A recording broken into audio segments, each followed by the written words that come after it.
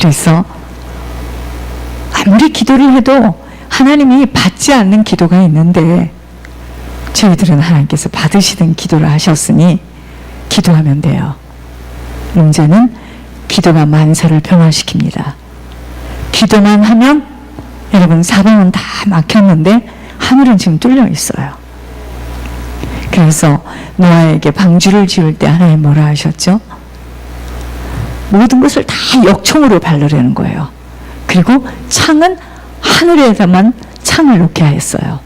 만약에 노아의 식구들이요 막 비가 막 이 배를 삼킬 것 같이 그 창을 만약에 바라봤다면 노아의 식구들은요 심장마비로 죽었을 거야. 자기 스스로. 그거 못 보게 하시는 겁니다. 하나님께서 세상 것이 들어오면 우리는 이제 불안하기 시작하는 거야. 오직 하늘 방식으로 하늘만 바라보고 가는 거예요. 그래서 역청을 발라야 돼. 우리들의 심령에 역청이 발려져야 됩니다. 있잖아요. 환경 바라보면 진짜 무섭습니다. 환경 바라보는 중에 나를 바라보면 진짜. 그러나 하나님께서 우리를 바라보라 했습니다. 그게 기도예요. 기도의 비밀이에요. 자, 이번 주에 하나님께서 저희들에게는 하나님의 채찍을 받게 되기에 채찍을 반드시 하나님이 채찍은요 죄 때문에 오는 하나님의 음성이기 때문에 죄를 지으면 채찍을 받게 되어 있습니다. 그래서 우리들의 인생이 뭐냐면 우리가 지은 죄가 아닌 조상들이 지은 열주의 죄 때문에 우리가 채찍을 맞느라고 그게 죄의 보응이에요. 그러면 우리가 어떻게 살고 어떤 것을 결정하느냐에 따라서 우리 후손들이 받는 생명과 능력과 축복을 받느냐 아니면 그들의 인생에 늘 채찍을 맞고 재앙과 저주 속에 사느냐는 우리에게 달려 있어요. 그래서 채찍은 죄 때문에 오는 하나님의 음성이기 때문에 죄가 어떻게 들어오는가를 잘 봐야 돼요. 여러분, 우리 속에 깊이 박혀있는 영이요 내가 다짐하고 결심한다고 나간다면 얼마나 좋겠습니까? 이것들이 이게 아니에요. 깊이 들어와 있는 것은 치유되어지는 것만큼 이것이 처리가 되어 있기 때문에 오늘 다시 한번 또 마음에 새겼어요. 예물과 끊임없이 회개 기도로 우리가 치유받아야 돼요. 지금 응답이 안 떨어지는 건 바로 그것 때문입니다. 그래서 우리들의 남은 인생은 우리에게 달려 있어요. 하나님은 주시기를 너무 기뻐해서 지금 기다리고 있습니다. 이만큼 기다리고 있어요. 우리만 준비되어지면 하나님께서 왜 아들도 육신의 아들도 주고 싶어 어찌할 바를 모르는 인생인데 육신의 인생은 없으면 못 줍니다. 우리 아버지는 없는 분이 아니세요. 자, 그래서 오늘은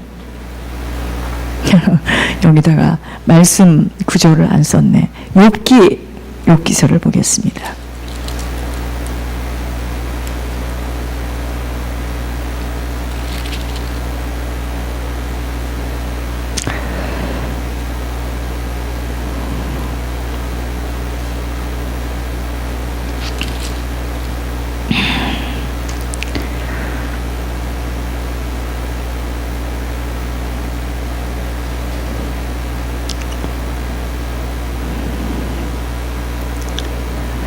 자, 욥기서 8장을 보겠습니다. 욥기서 8장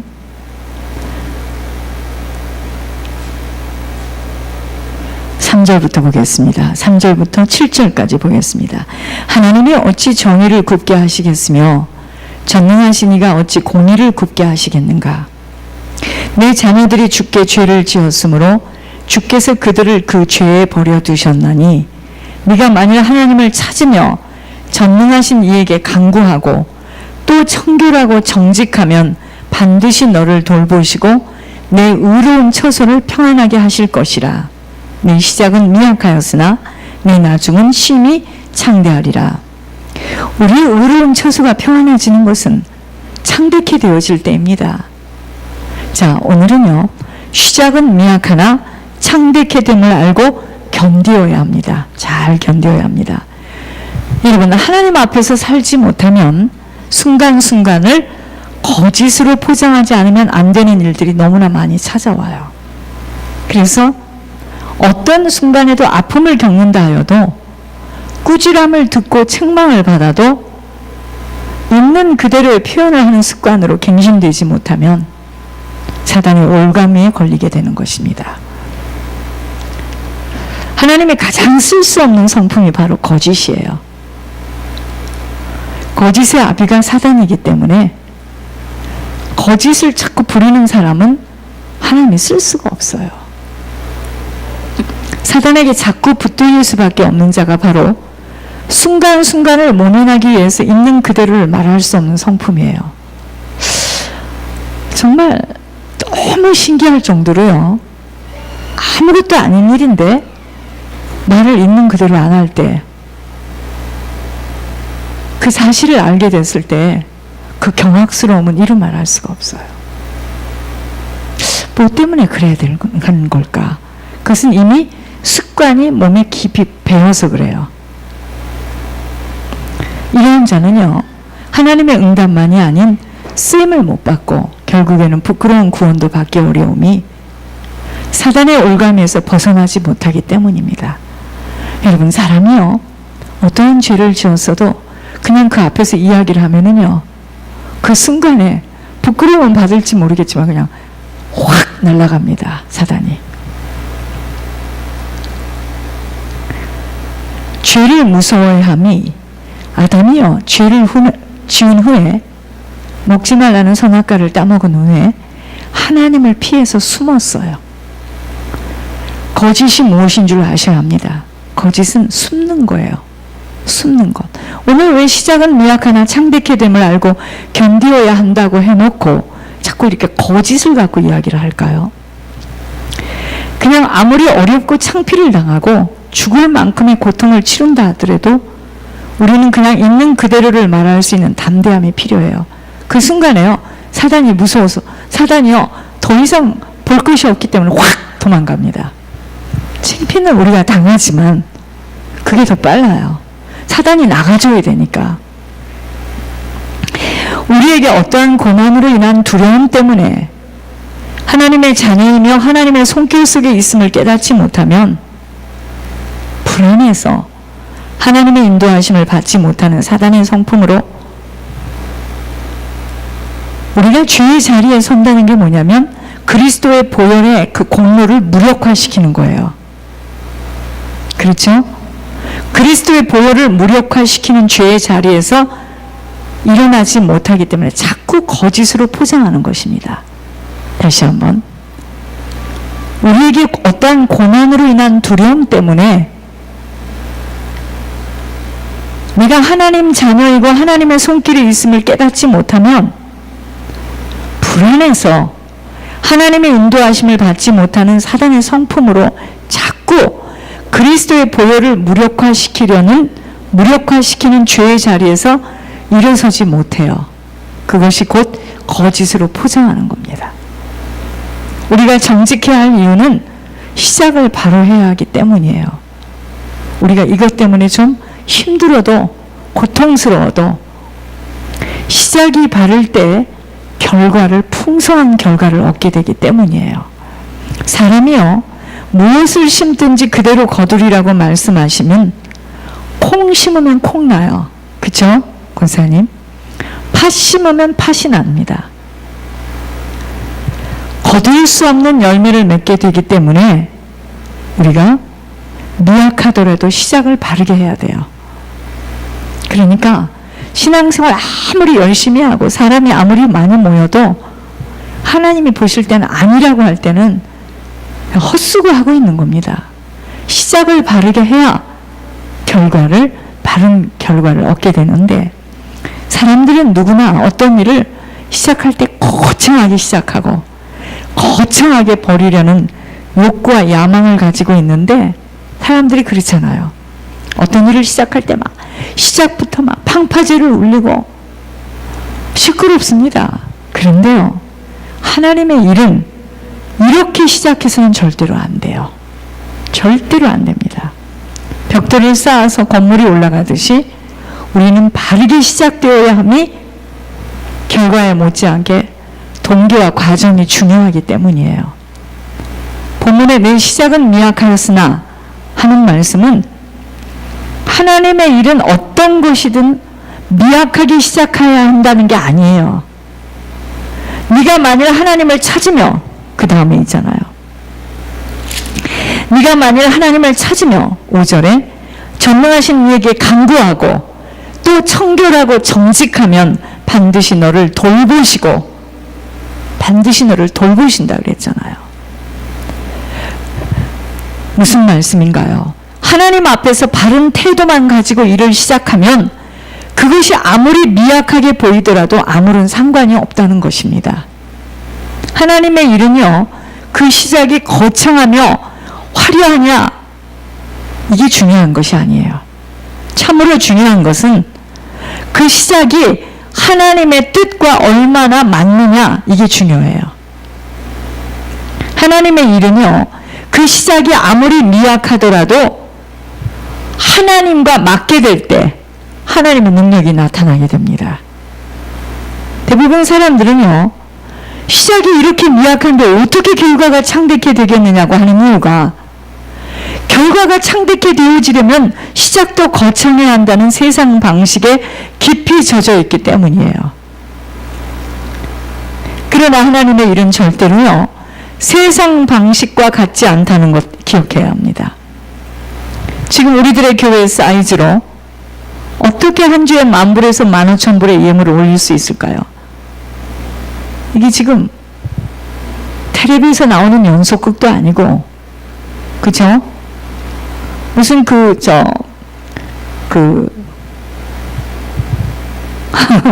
텔레비 이런 프로그램이 있어요. 분명히 그 사람이 컵에다 물을 넣었는데 나중에 나올 때 보니까 물이 아니라 거기서 막 무슨 다른 게 나올 때요. 요술 방망이처럼요. 아이들이 집에 와가지고 그걸 잠깐 보더니 너무 놀라가지고요. 여러분, 하나님은 그런 하나님 아니세요. 절대로. 절대로 그런 하나님 아니십니다. 하나님은 무엇이든지 하나님의 뜻과 맞을 때 하나님의 능력이 나타나는 거예요. 그래서 시작은 미약하나 창대케 되리라는 그 말씀이에요. 하나님의 일을 할 때 꼭 시작을 미약하게 해야 된다, 그 말이 아니에요. 시작은 미약하나 하나님의 일은 네가 만일 하나님을 찾으며 전능하신 이에게 간구하고 또 청결하고 정직하면 너를 돌보신다 이 말이죠. 창대케 된다 이 말이죠. 그래서 사업을 할 때도 많은 자본을 들여야만 사업이 크게 확장할 수 있다는 상식이에요. 그건 세상 방식입니다. 지금 이렇게 작은 것에서 시작하는데 언제 하나님의 축복으로 체인점을 한단 말인가? 이런 사고를 가진 분들은 절대로 하나님의 기적과 이적은 그런 분에게는 나타날 수 없어요. 하나님의 일은, 하나님은 언제나 주님의 뜻과 일치하는 진실한 일만을 크게 이루시는 분이십니다. 이게 다야. 오늘 메시지의 초점입니다. 하나님의 일은, 하나님은 언제나 주님의 뜻과 일치하는 진실한 일만을 크게 이루시는 분이십니다.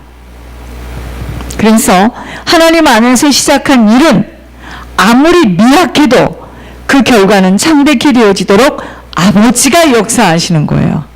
사람이 하는 것이 아니라. 그 이유는 아버지의 뜻과 맞기에 아버지 나라 확장을 위해서 아버지가 하시는 일이에요. 겨자씨 비유를 잘 알고 있습니다. 겨자씨는요, 극히 작은 것이지만 겨자씨가 자란 후에 어떤 것보다 크게 되어서 공중의 새들이 그 가지에 깃들게 된다고 하였습니다. 진짜 겨자씨는요, 우리의 입김에 그냥 날아가요. 너무너무 작아서. 여러분, 요즘에 그 감리교가 어떻게 시작했는지 우리 수없이 들었습니다. 요한 웨슬레가 자기가 다니는 대학교에서 동생 찰스 웨슬레와 처음에 성경 공부 시작한 거예요. 처음에 성경 공부 시작한 거예요. 몇 명이서 성경 공부를 시작하다가 그 성경 공부가 도중에 또 해제됩니다. 그런데 다시 이것이 회복되어서 오늘날 감리교가 생겨지는 원인이에요. 얼마나 우스워요. 그죠? 요한 웨슬레가 자기가 다니는 그 옥스퍼드 대학교에서 동생과 함께 성경 공부하다가 시작한 거예요. 하나님을 영화롭게 하기 위해서 하는 일이라면 그 시작이 아무리 미약해도 결과는 창백해 됩니다. 왠지 아세요? 그 일을 이루시는 분은 하나님이시기 때문이에요. 사람은요, 누구나 자기 일에서 가치와 보람을 만들려고 노력하기 마련이지만 문제는 그 욕구와 야망이 빗나가요. 그래서 어떤 일이나 시작부터 거창하게 버리다가 나중에는 자기가 파놓은 함정에 빠져버리니 문제인 거예요. 이런 일에 비추어 오히려 미약하게 시작한 일이 나중에 창백히 된다는 말씀을 깊이 깨달아야 합니다. 사람이요, 마음으로 자기의 길을 계획할지라도 그 걸음을 인도하시는 분은 하나님이시기 때문이에요. 걸음을 걷는 자에게 우리의 인생이 달려있는 게 아니에요. 걸음을 인도하는 분에게 우리의 인생이 달려있어요. 그래서 우리의 인생이 하나님의 뜻에 맞아야 창백히 되어지는 일이 되어지는 거지, 시작을 크게 팡파지를 울리고 시작했다고 잘 되어지는 게 아니라는 겁니다. 인도하시는 하나님에게 보호함을 받으려면 정직해야 돼요. 성실해야 합니다. 정직하지 못하고 성실하지 못하는 이유는 자기 도취에 빠져 있기 때문이에요. 여러분, 자기 도취가 얼마나 자기 인생을 기만시키는지 아세요? 도둑질하는 줄 알아야 합니다. 자기 도취에 빠진 인생은요, 자기 인생을 도둑질, 내가 나에게 내 인생을 빼앗기는 거예요. 착각 속에 사는 겁니다. 자기 도취에 빠져 있어요. 나는 이런 사람이고 나는 이런 걸 할 줄 알고 큰일 납니다. 그것이 자기 도취에 빠져 있는 사람이에요. 그런 일은요, 허수아비가, 여러분, 들판에 허수아비가 왜 서 있죠? 그게 광대예요, 광대. 그죠? 사람이 서 있을 수 없으니까 하도 메뚜기가 와서 벼를 갉아먹으니까 사람처럼 세워놓은 광대예요. 여러분, 자기 도취에 빠져있는 사람은요, 자기 인생을 기만시켜요. 늘 뜬구름 속에서 사는 거야. 그리고 어떡하죠? 자기 인생을 도둑질해 가요. 나는 그런 사람 아니야. 나는 그렇게 살 수 있는 사람 아니야. 그리고 자기가 만족하지 못한 그것으로 인하여서 늘 공허감 속에서 허우적거리다 끝납니다. 얼마나 불쌍합니까? 얼마나 불쌍합니까? 그것 때문에 항상 그러한 자는 뭐죠? 정직하지 못하고 성실하지 못합니다. 왜냐? 나는 이렇게 살 사람이 아닌데, 자기 도취에 빠졌어요. 나는 이랬던 사람인데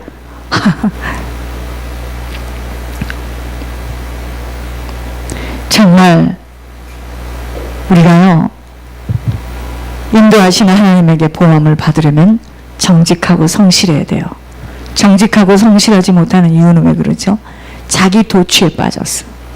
자기 도취에 빠지니까 자기를 기만하게 되고, 자기를 어떡하죠? 자기 인생을 도둑질해 가요. 허송세월을 보낸다 이 말이죠.